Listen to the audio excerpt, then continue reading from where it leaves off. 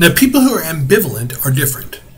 People who are ambivalent, when they go ahead and they encounter information, like from either the radio, or if they encounter information from friends, or if they read something in the paper, they see something on TV, they tend to accept most information. They don't counter-argue because they don't have really strong views. And so they go ahead and they tend to accept information as it comes in. So remember we talked about the RAS model. In order for something to affect somebody's opinion, they have to receive the information, then they have to understand it as well, then they have to accept the information, take it in and store it. Originally you store it at the top of the head, eventually it goes to the back of the head. Well, people who are ambivalent don't counter-argue. They don't counter-argue. They don't reject information because they don't really have any strong views, and so they have no reason to counter-argue. And so when they encounter information, sometimes what they get is they hear, like in the example of somebody who likes President Obama, or they're listening to somebody who likes President Obama, and they go ahead and they take information in, and it's very favorable to President Obama. Then the next time they flip on the radio or they read something in the paper, they're listening to somebody else talk, and it's very negative about President Obama, and they go, oh, I didn't know that, and they take in the negative stuff. So the information that they have stored in memory is not very consistent. Sometimes there's mostly positive stuff, sometimes there's mostly negative stuff at the top of the head, sometimes there's a mixture of both, right? And so when they go ahead and they take a random sample of the attitudes they have stored in memory, mostly from the top of the head, some from the back of the head, sometimes they're going to get more positive things, sometimes they're going to get more negative things, sometimes they're going to get something right in the middle.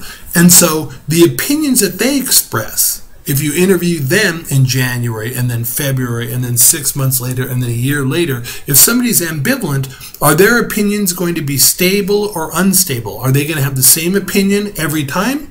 Or is their opinion going to potentially change from approve to disapprove, maybe disapprove then approve, or something other? Is it going to be unstable or inconsistent? Well, hopefully you said unstable. And by the way, I don't mean unstable like that the guy's crazy unstable. I mean that unstable just means that it's not going to be the same opinion over and over again. Somebody univalent is going to give the same opinion over and over and over again. Their opinions are stable. Ambivalence, people's opinions are unstable. Now, here's what I want you to do. I want you to go ahead and I want you to pause this. Hopefully you didn't pause it right now because now you're just sitting there staring at me. But pause this after I explain what I want you to do next. If you look on the blackboard, you'll see something that says MBIP in visual form. What that is basically a PowerPoint presentation that is going to sort of draws a picture. It's kind of simplistic, so don't be insulted, but it's kind of a simplistic sort of depiction of the way the memory-based model works. Some people learn through words, some people learn better through viewing things and seeing pictures, and so this is for those of you who learn visually more so than verbally. So I want you to pause this, and I want you to click on it. It takes about 11 minutes or so, and then once you're done, go ahead and click this back on. So I'm going to, when you start me up again, it's going to be when after you've watched that. So I'm just going to sit here for a second, but I'm sitting here to allow a break for you to pause this, watch that, and then come back.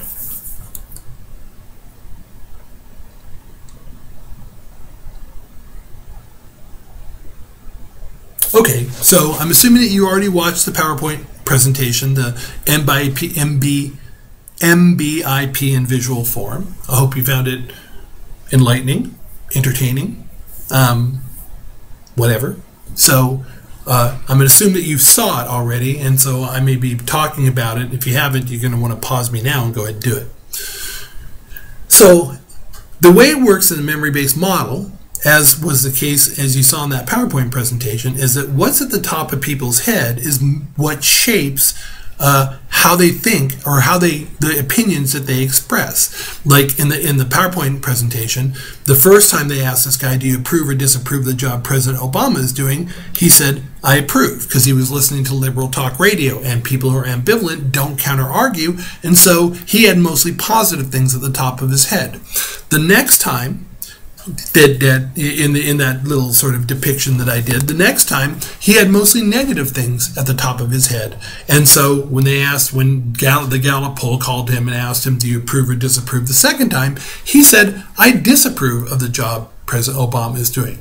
Now again, it's worth it to stop and think about this. What changed? Why did his opinion change? First, in the first case, he had mostly positive things at the top of his head.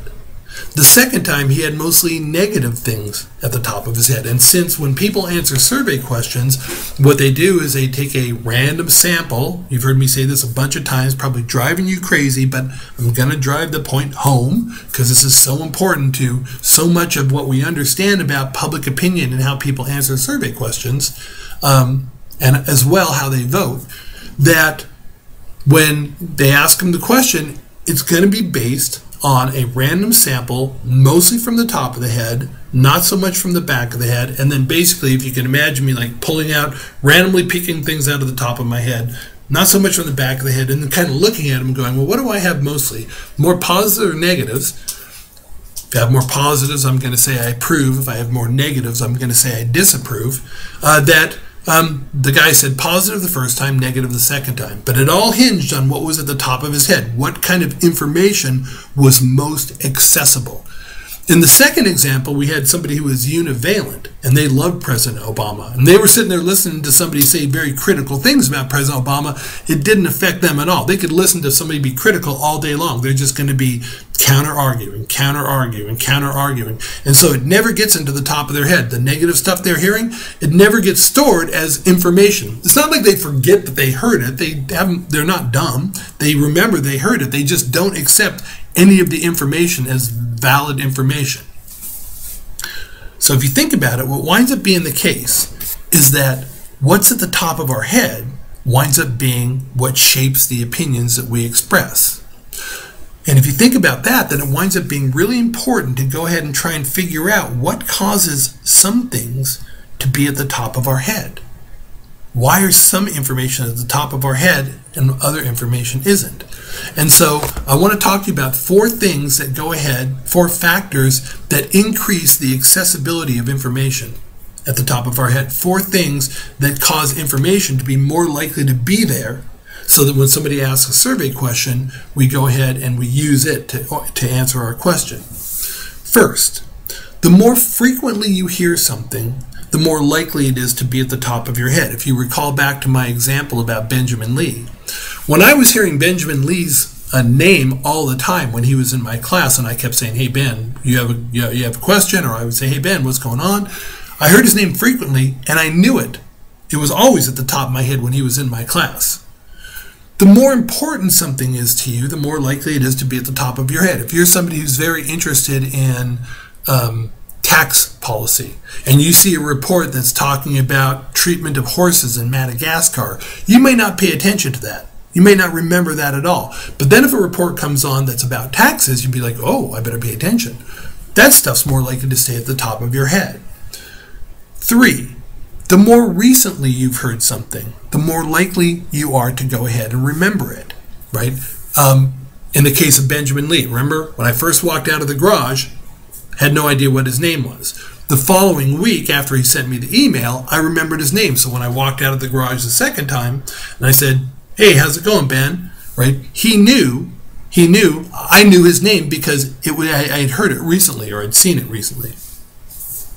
And then the last thing is that information that is visual, pictures, images, information that is visual is also more likely to be at the top of the head. That is in fact what my own research was on in my dissertation to get my PhD. That was my research on the effect of visual information on the opinions that people express. And so if you look on the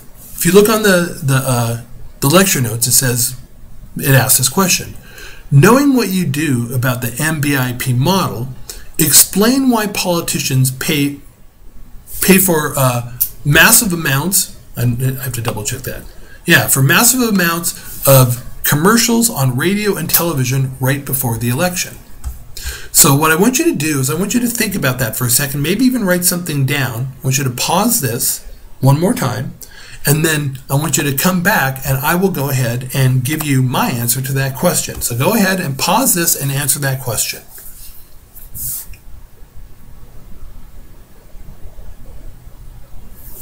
Okay, so here's the answer, and hopefully you got it right. The reason that politicians pay for massive amounts of commercials on radio and television is because they want to be at the top of your head when you go in to vote. That's why at the very end of the campaign, like right before the day, election day, all of a sudden you're getting bombarded on radio. Every time you flip on the radio, there's a political commercial, another political commercial. On TV, you'll see commercial after commercial, and you've seen them before, right? Where they'll show the candidate, they'll show the candidate, and then they'll, like, you know, candidate Smith, and it's the opponent of candidate Smith. It's like, here's candidate Smith, and then he morphs into Osama bin Laden, and then there's this like scary music, candidate Smith bin Laden, you know, and then all of a sudden it's like there's a scary image of this candidate who's now morphed into Osama bin Laden and looks like a terrorist, and then they're saying all these awful things about him. The whole idea is to be at the top of your head, so that when you go in to vote, you're like, do I want candidate Smith or candidate Brown? Isn't he? Oh, he's the Osama bin Laden guy, right? Then when you're going to vote and you take a random sample of the attitudes you have, one of the things when you think about candidate Smith is Osama bin Laden. This guy's like Osama bin Laden. They're all trying to be at the top of our heads. That's why there's commercials all the time, radio all the time. That's why some people, depending on where you live, you get telephone calls, recordings all the time. If you look in your mailbox, you're getting tons of mailers. Everybody wants to be at the top of your head when you go in to vote. The memory-based model, they know this, and they know how it works. And that's how they try and shape people who are ambivalent at the end of an election, by bombarding you with information and trying to be at the top of your head so that when you go in to vote, if you're ambivalent, that's what you're going to remember. And that is the end of this particular